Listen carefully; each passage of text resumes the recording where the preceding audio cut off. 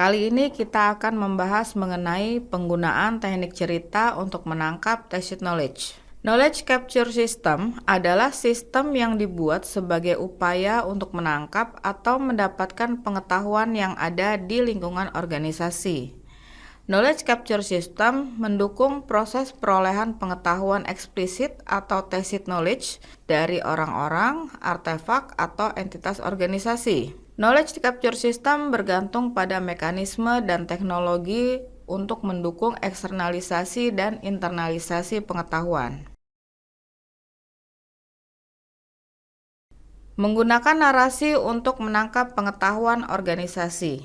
Pada organizational stories berisi tentang narasi rinci mengenai tindakan manajemen di masa lalu, interaksi karyawan, atau kejadian intra atau eksternal organisasi lainnya yang dikomunikasikan secara informal di dalam organisasi, termasuk plot, karakter utama, hasil, dan moral yang tersirat.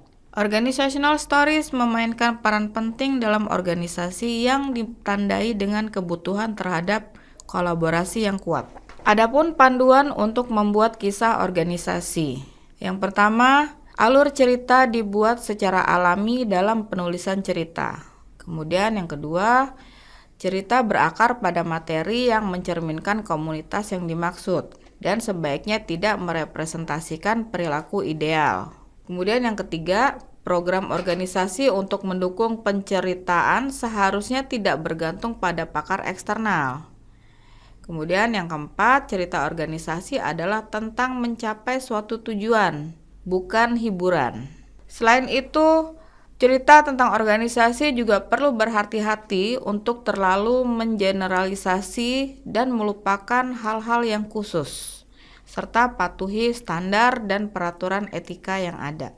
Adapun hal penting yang perlu dipertimbangkan adalah cara efektif untuk menangkap dan mentransfer pengetahuan tacit organisasi.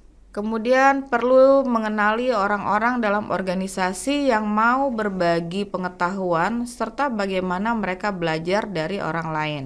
Dapat juga menggunakan metafora untuk menghadapi masalah organisasi yang sulit. Kisah yang disampaikan akan menjadi efektif bagi organisasi dalam hal pemicu tindakan di organisasi dalam era pengetahuan. Selain itu juga menjembatani kesenjangan pengetahuan yang ada antar anggota organisasi. Cerita organisasi juga dapat digunakan untuk menangkap tacit pengetahuan. Selanjutnya juga digunakan untuk mewujudkan dan mentransfer pengetahuan yang ada dan menumbuhkan inovasi dalam organisasi. Kemudian juga berguna untuk meningkatkan teknologi dan pertumbuhan individu dalam organisasi. Adapun contoh cerita pada organisasi yang pertama adalah contoh pada perusahaan HP, di mana di sana menerapkan learning communities or learning networks. Kemudian pada Chevron itu menerapkan best practice teams, sedangkan pada Xerox itu menerapkan cerita tentang family groups, dan pada World Bank itu menerapkan thematic groups. Demikian penjelasan kali ini, sekian dan terima kasih.